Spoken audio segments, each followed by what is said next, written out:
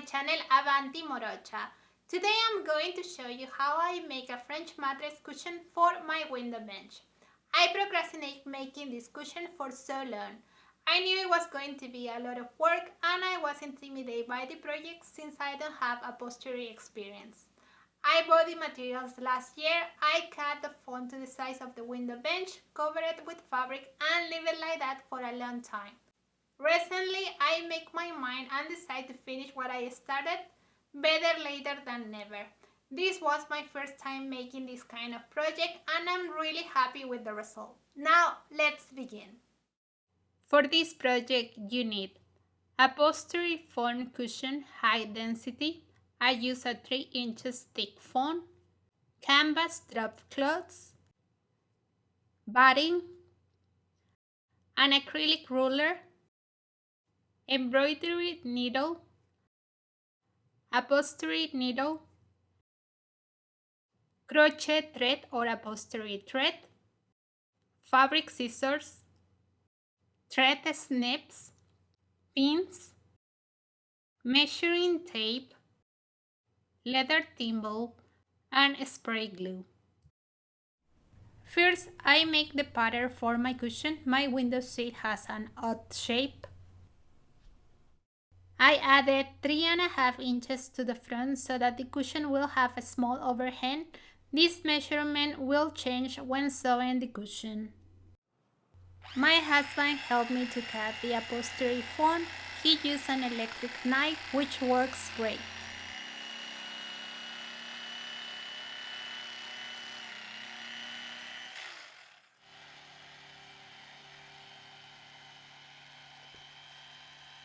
The cushion I'm making is big. I couldn't find a large piece of foam to cover the whole seat, so I glued an extra piece of foam. My husband used Gorilla Spray to glue the pieces together. I put it in place to ensure everything fit. I'm using canvas drop cloths as a fabric. I'm going to bleach them to make them lighter. I placed them in the tub with bleach for about 3 hours. As you can see, the color of the foam has changed. There is no reason to worry. This is just the way foam looks when aged. Remember, it's been more than a year since the foam was cut. Cut the batting to cover the foam.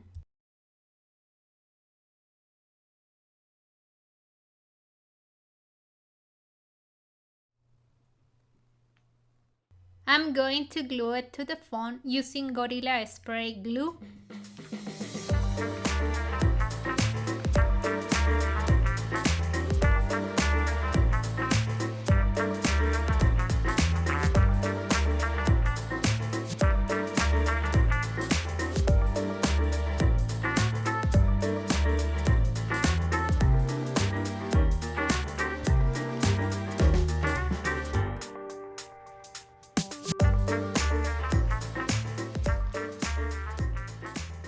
Cover all the areas of the foam. I had a lot of batting, so I added another layer to the top and sides. I bleached the fabric and now I'm going to cut the pieces to sew the casing. I'm going to explain how to cut the fabric with a simple shape. You need a 1-inch seam allowance on all sides. For example, if your cushion measures 60 by 24 inches, you need to cut a piece of fabric that is 62 by 26 inches. You are going to do the same for the piece that goes around the perimeter. If this piece is 168 by 3 inches, you need to cut a piece of fabric that is 170 by 5 inches. If you are doing the measurements in centimeters, the seam allowance is 2.5 centimeters. I cut all the pieces to make the casing. If you don't have a piece long enough to cover the perimeter, you can cut it in pieces and sew it together. I'm not a master seamstress, but I'm going to do my best to sew the casing. Leave one of the sides open to insert the foam. I share the link to the video tutorial I followed to make the casing in the info box below the video.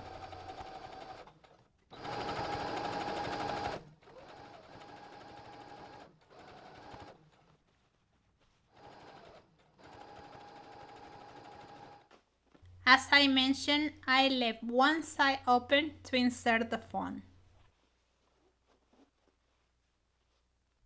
Place the phone inside the casing.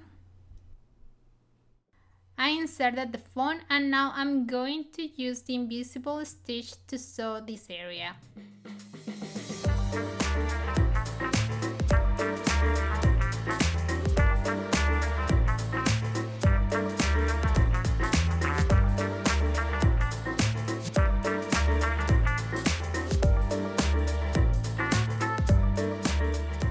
Now you need to decide what taffing pattern you want to use. Plan the spacing based on your cushion. I'm using a diamond pattern. Use an acrylic ruler, stick pins in both sides to mark the tops.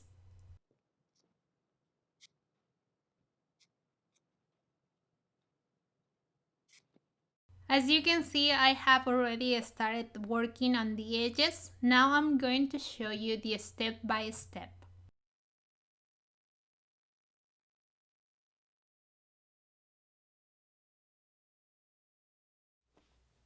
I'm going to show you how to form the edges of the French mattress.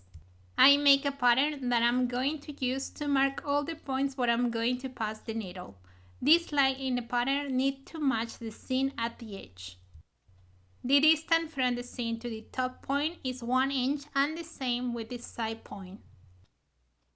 The distance between the points is 1 inch and a half.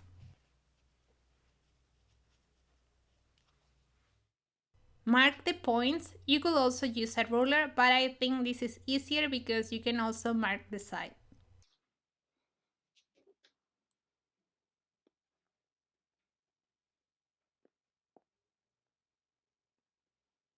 Move it and continue until you mark all the edges.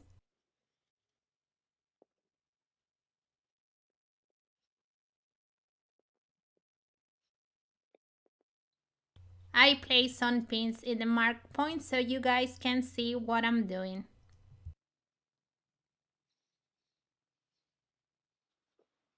Here you can see the marks on the side. Repeat the same steps on the bottom edge.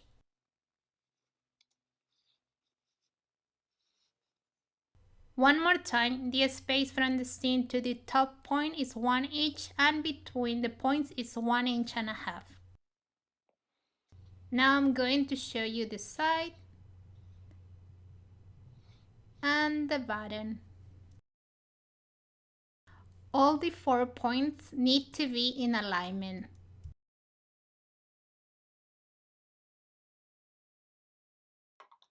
Here I have an embroidery needle with a piece of thread. You don't need to make a knot. Insert the needle in the side point and pull it out in the top point.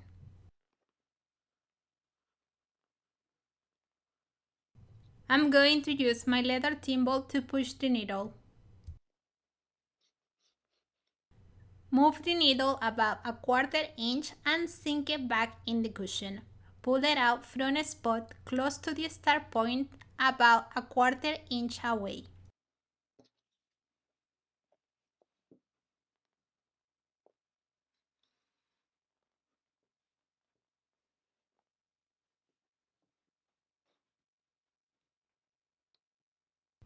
Make a loose knot with the thread that has the needle and stick the left end of the thread through the loop.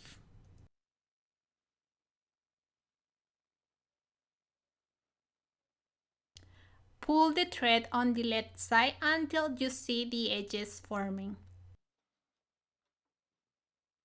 To secure the shape, make 2 to 3 knots.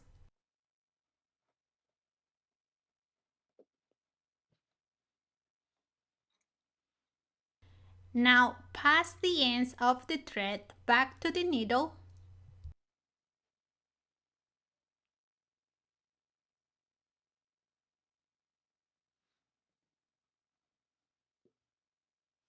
Sink the needle back to the cushion. Coming out to the top, somewhere close to the top point.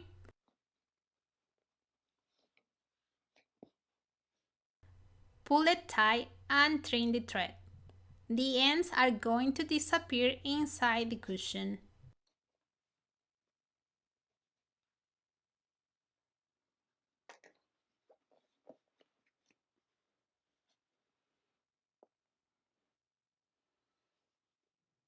Now I'm going to do it again.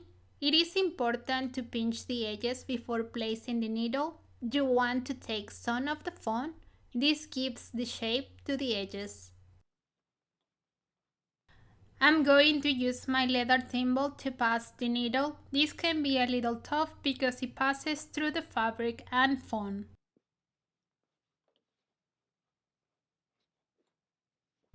Push the needle back through the cushion. Take it out from a point close to the entry point.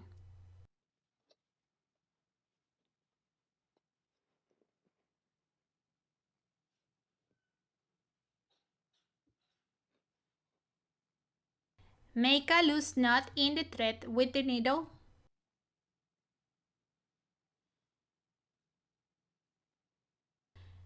Now pass the other thread through it. This is a slip knot. Pull the thread on the left side until you see the edges forming. To secure the shape, make 2 to 3 knots. Cut the ends to the same side and pass it through the needle.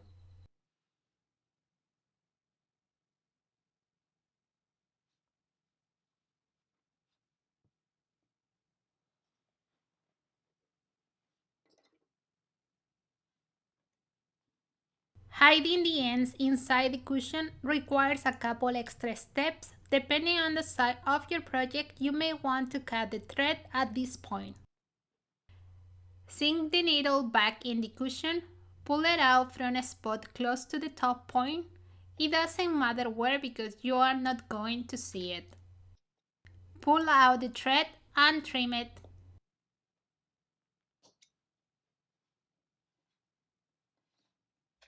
Now I'm going to show you the process from another angle.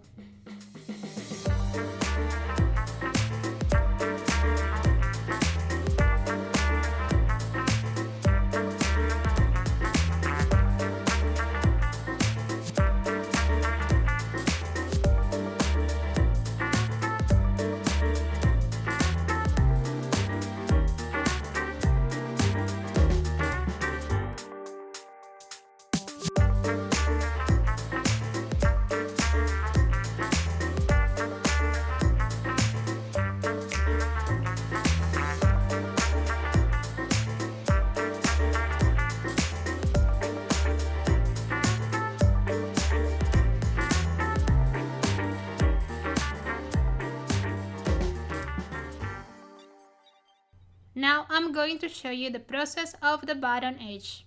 This is the top of my cushion and this is the bottom. The process is the same. Insert the needle in the bottom point and pull it out in the side point.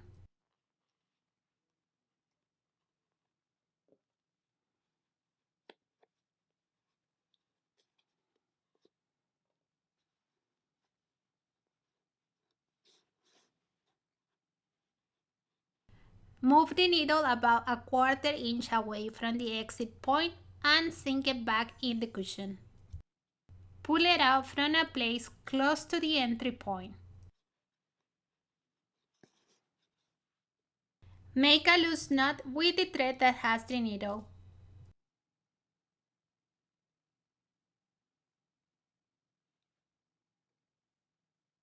Pass the other thread through it.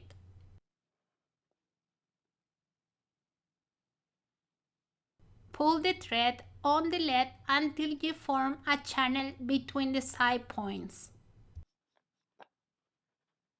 To secure the shape, make 2 to 3 knots. As I mentioned before, hiding the ends requires extra steps. Since my cushion is huge, I'm going to cut the ends here. Plus my cushion only has one face, so I'm never going to see the bottom.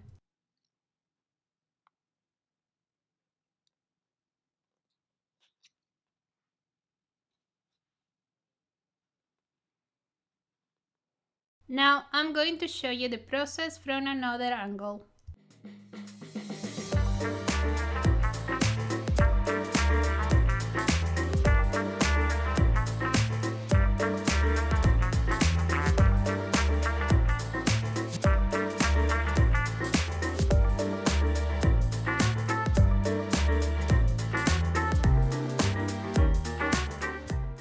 It is essential to form a channel between the side points to obtain a French mattress look.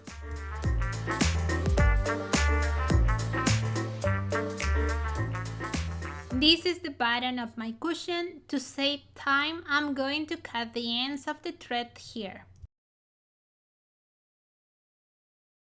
When you start working in the cushion, you are going to realize it is a lot of work. This is why custom cushions like this are so expensive. Now I'm going to tap the inside. The process is the same. I'm going to use a 6 inches upholstery needle. I couldn't find an upholstery thread of the color I wanted, so I'm going to use a crochet thread. To make the thread stronger, fold it in half and pass it through the needle.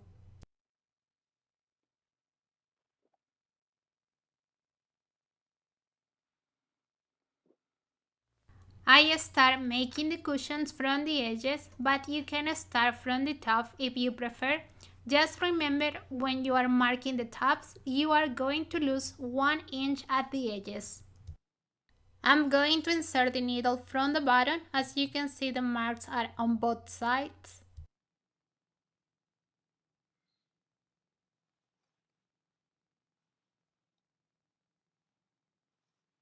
Remove the pin and insert the needle.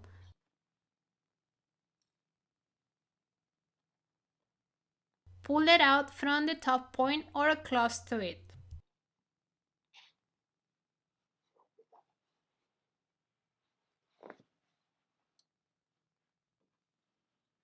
I'm going to use my leather thimble to push the needle.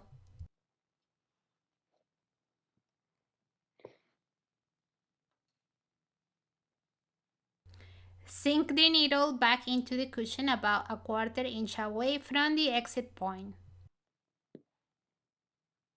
The process is the same I use in the edges, but it is a little more challenging since you are passing the needle through the thickness of the foam, in this case 3 inches. Make a loose knot in the thread that has the needle. Pass the other thread through it. Pull the thread until you form a taff. Then secure the shape, making 2 to 3 knots.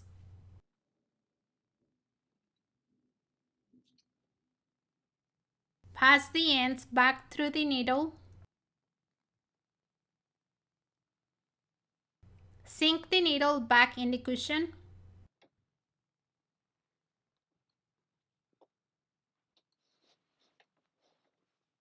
Pull it out from a spot close to the top point.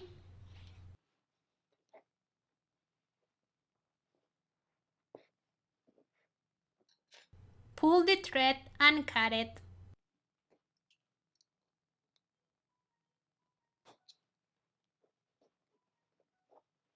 The ends of the thread are going to disappear inside the cushion. Now I'm going to show you the process one more time.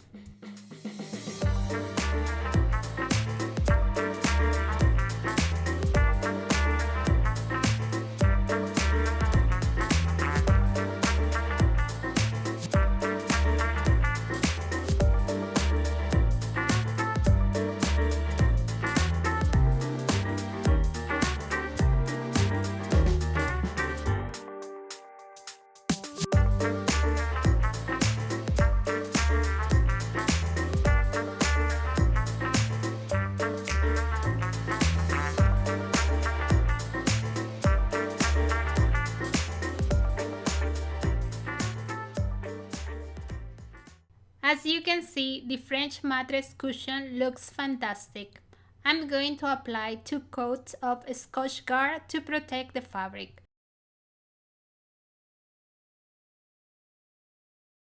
There are different techniques to make a French mattress cushion. I think the one I use is one of the best, however, it's also time consuming.